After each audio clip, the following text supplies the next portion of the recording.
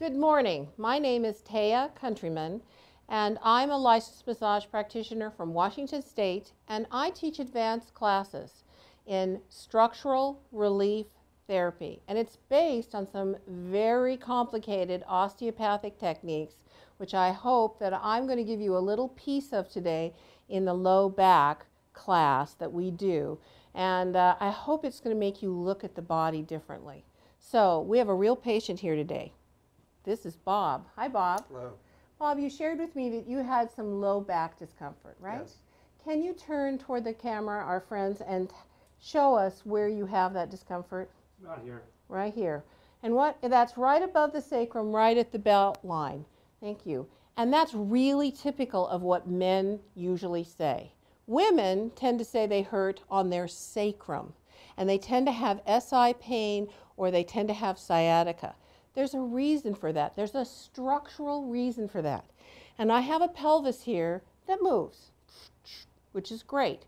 And this is a female pelvis. Do you know how I know that? Because it's much wider, it's much more V-shaped than what I'm going to show you with Bob. And so what happens here is I'm going to do this measurement right here at the sulcuses, and on this pelvis it's this wide, and when we get to Bob you're going to see it's not as wide. So what happens is his iliums are like this. They're actually higher. See where he has his hands right on the edge of that ilium? That makes his ilium higher, and he has more stability in his SI joint and less stability in his lumbars. Okay?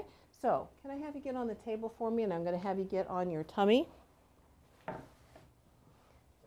Okay, I'm going to use my finger and thumb. First I've got to find it the way I usually do, and that is how wide his sacrum is. So he's very stable. It's a very short sacrum. How tall are you, Bob? 6 feet. He's 6 feet tall. Look how tiny that is. Most women would have a sacrum that wide.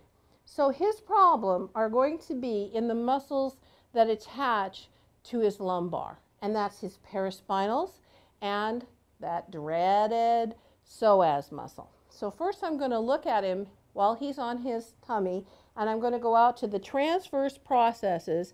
I'm going to walk my thumb up his transverse processes, and I'm going to try to now this one I can't push on, and it's not rotating. So I'm going to test it and see if he has an SRT tender point there. Tender? Yes. See that reaction? That's about 2 pounds of pressure, so that's hurting him. So I want to shorten the strands of the muscles that's bothering him, and the tender point's going to lead us there. It's not something I'm going to mash, it's something I'm going to shorten. And this table is the best one to do it.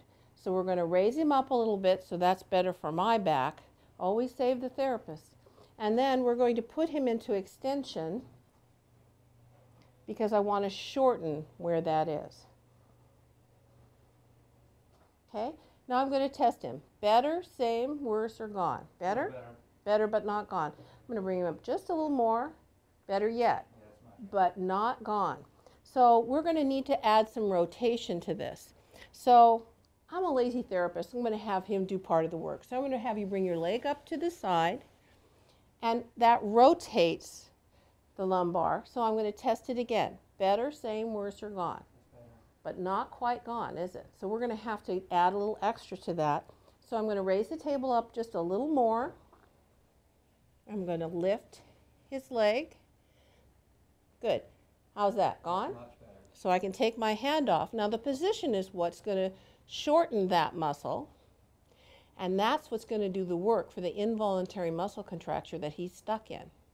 And he lives in Pennsylvania, so he probably slipped on the ice, and that's probably a good bet of how it happened, but there's lots of other ways that can happen. So we're going to hold that for 90 seconds. I'm going to lift the table up just a little higher for me so that I can stand up and hold him. Are you comfortable? Yes. That's the strange thing about these positions. People love them because they feel good, because their body knows what it wants. Do I have to keep pushing on it? Absolutely not. The position does the work for you. And we're going to hold that for 90 seconds. After the 90 seconds, I want to take him out very slowly We're going to lower the table down. That's why I love this table.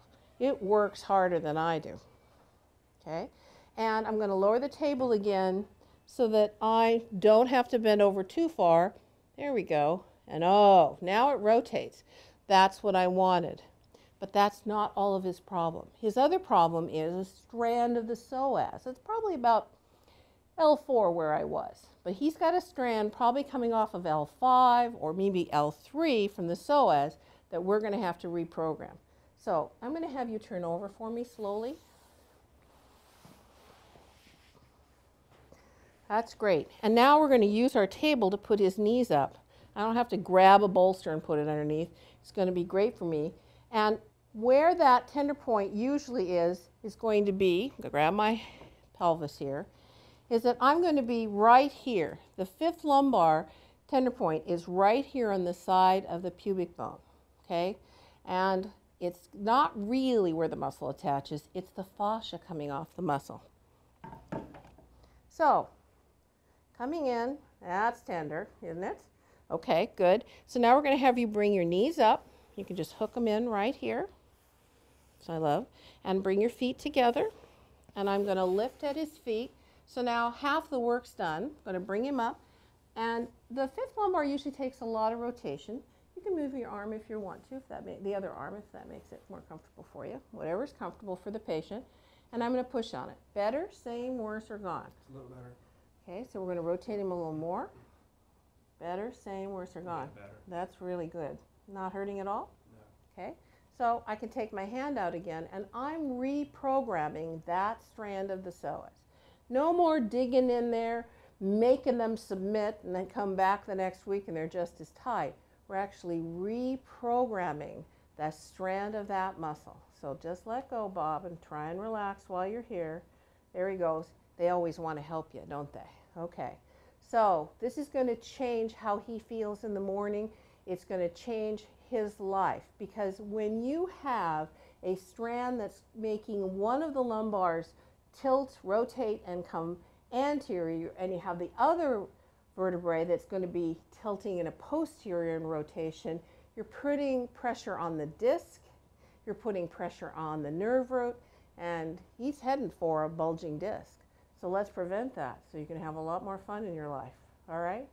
Thanks for watching today, and we hope we see you in an SRT class. We're holding this for 90 seconds, by the way. Thanks. Bye.